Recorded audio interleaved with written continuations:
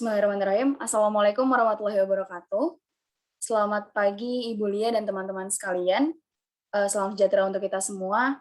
Di sini kami dari kelompok 15, ada Bonang Ananta, Haikal Rastinggi, Tiara Sinta, Maden India, serta saya, Yani Nuraini, akan membahas tentang supply chain management pada industri jasa keuangan di era pandemi.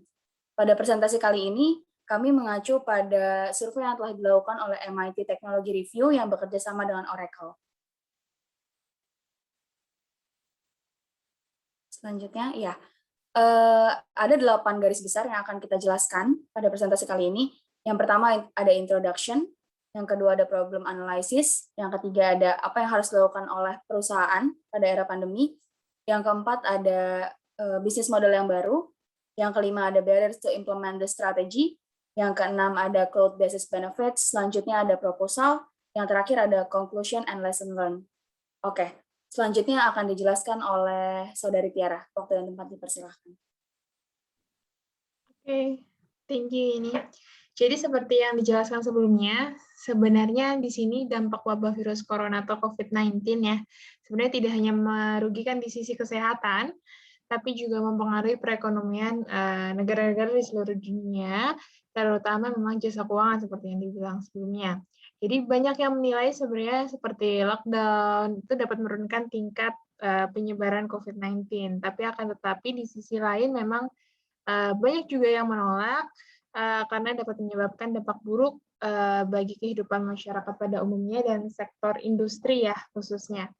Jadi beberapa sektor industri yang terkena dampak dari COVID-19 ini antara lain memang ada sektor pariwisata, transportasi, otomotif, konstruksi, infrastruktur, dan mungkin sektor finansial yang memang mengalami penurunan yang signifikan, atau sekarang kita sedang membahas tentang jasa keuangan.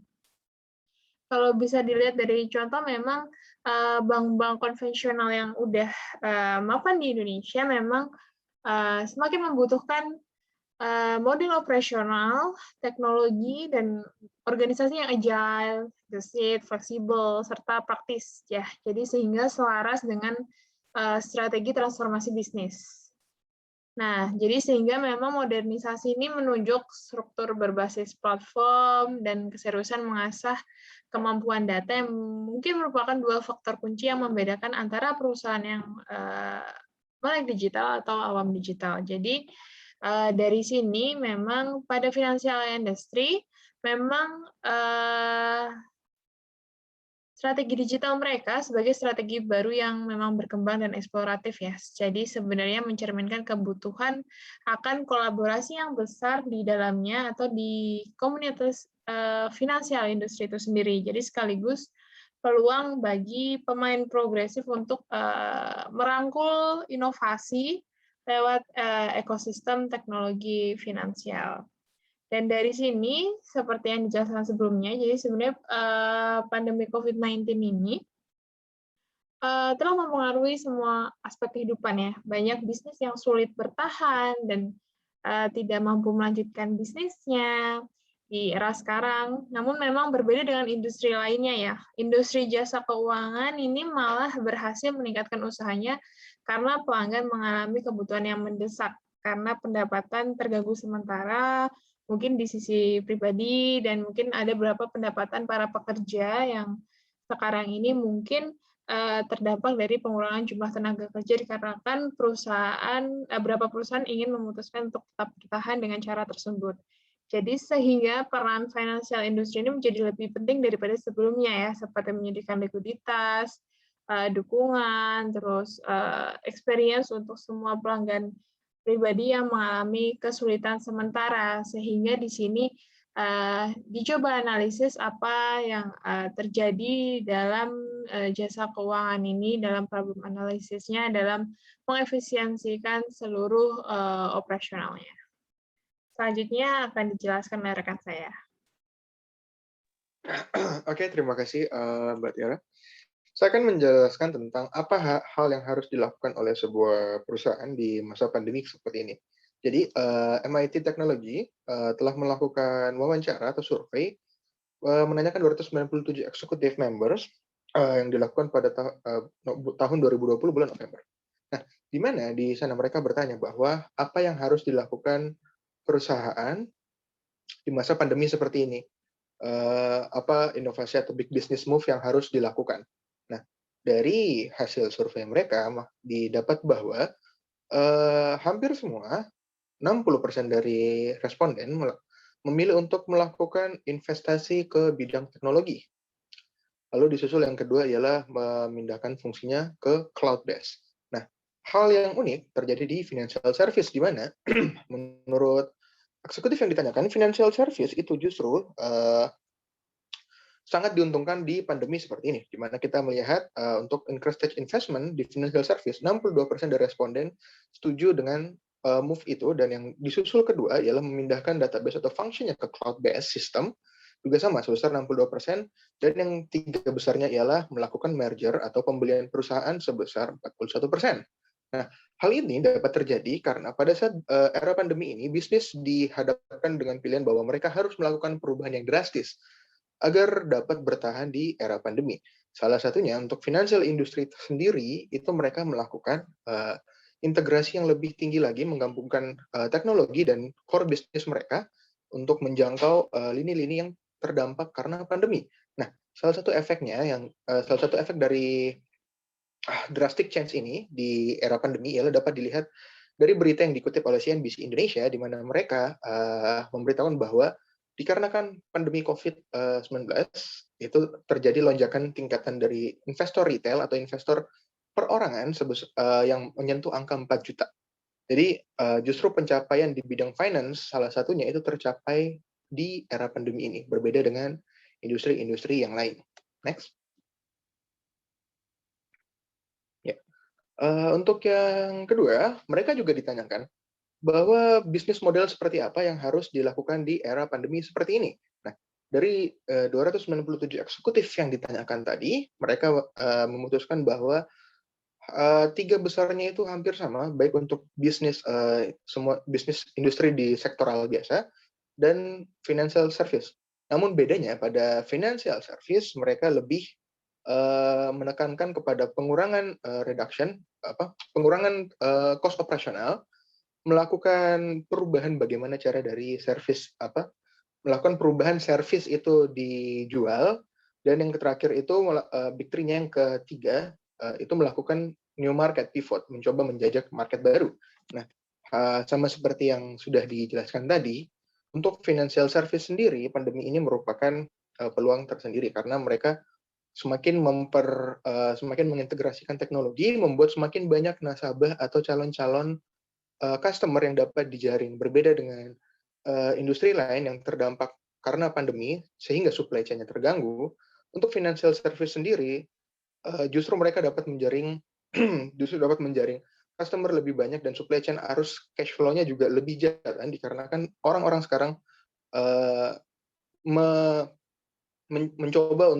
mencoba melakukan investasi atau membeli produk-produk finansial di masa pandemi ini dengan harapan bahwa mereka dapat mendapatkan uang tambahan di masa pandemi dikarenakan kerjaan mereka yang dalam ancaman selama pandemi COVID-19 ini. Ya, next.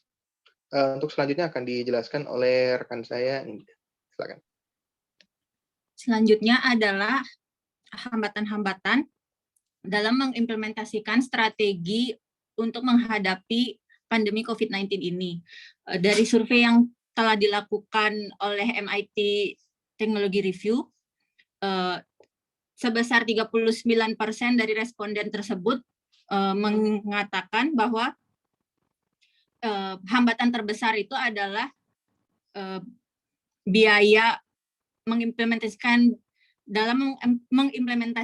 strategi ini adalah budget atau biaya yang terbatas, di mana pada masa pandemi ini, pandemi yang penuh dengan ketidakpastian ini, company harus dengan bijak memanfaatkan budget yang ada. Berbeda dengan industri secara umum, hal yang menjadi hambatan terbesar dalam financial service industry adalah keamanan atau sekuritas, di mana dalam mengubah bisnis model menjadi dari yang tadinya misalnya offline menjadi online dengan server di cloud, itu akan menambah menambah hambat keamanan yang harus dijaga dan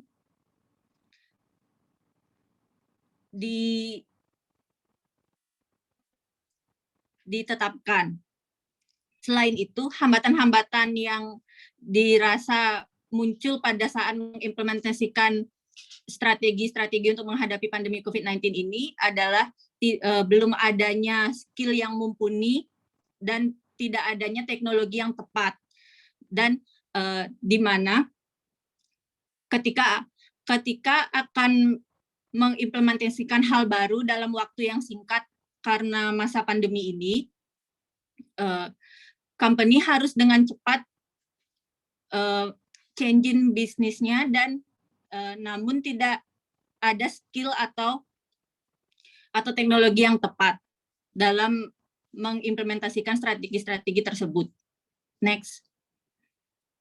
Kemudian salah satu strategi yang bisa diimplementasikan oleh financial services seperti yang tadi dijelaskan oleh teman saya, yaitu adalah dengan memindahkan database dalam sistem cloud-based atau secara digital.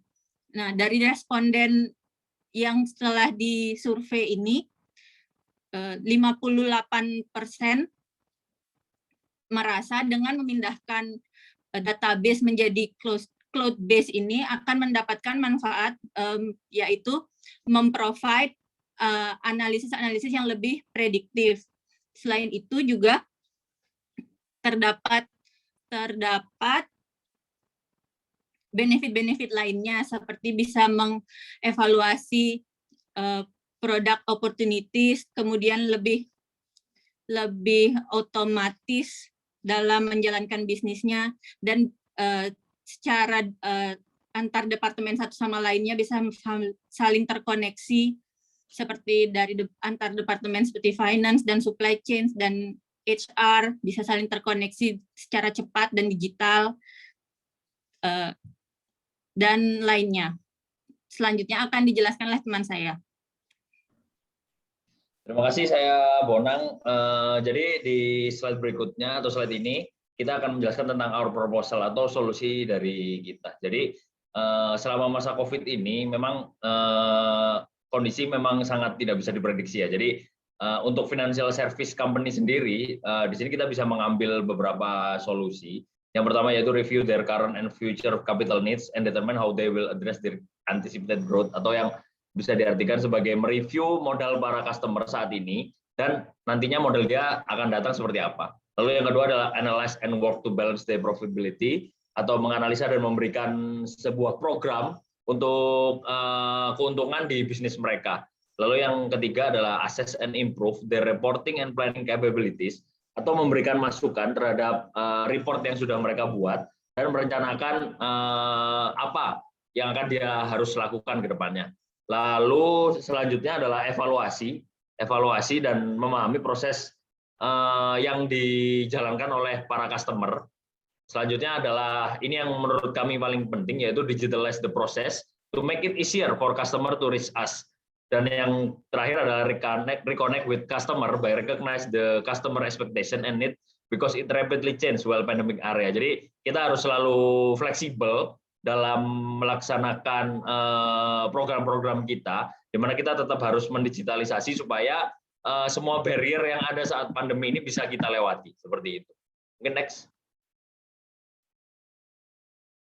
Nah, selanjutnya yaitu conclusion and lesson learned. Jadi sebenarnya yang paling penting itu adalah organization have had to innovate and respond fast to survive in the COVID economy. Jadi perusahaan-perusahaan ini harus cepat beradaptasi terhadap sebuah kondisi supaya dia tetap bisa berkompetisi dengan perusahaan lain, dan supaya dia tidak kehilangan pasarnya. Dia tetap harus berinovasi, di mana langkah-langkah atau konklusi yang bisa kita ambil di sini yaitu pertama adalah planning beyond the pandemic, atau merencanakan sesuatu tidak hanya untuk bertahan di masa pandemi ini, tapi kita harus tetap memikirkan setelah pandemi berakhir ini apakah trennya tetap sama atau seperti apa, itu tetap harus kita pikirkan. Lalu yang kedua adalah business change outside and in. Kita harus tetap merubah pola bisnis yang ada di kita, menyesuaikan dengan kondisi yang ada. Kenapa kok di kuliah kemarin itu selalu diulang-ulang kata-kata fleksibilitas. Di sini tetap harus kita tekankan fleksibilitas itu. Lalu yang ketiga adalah guided by compliance, atau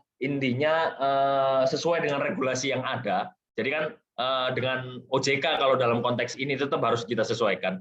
Lalu yang berikutnya adalah the AI and automation equation.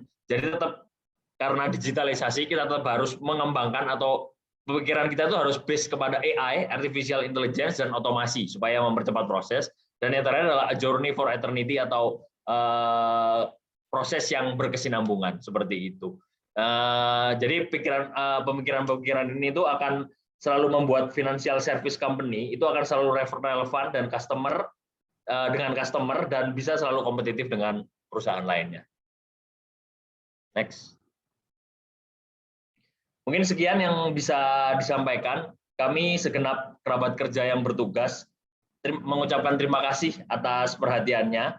Semoga kita semua selalu sehat, lalu kita bisa berdamai dengan masa lalu yang mungkin menyakitkan bagi kita, dan yang terakhir kita bisa melihat masa depan dengan jelas. Terima kasih. Assalamualaikum warahmatullahi wabarakatuh.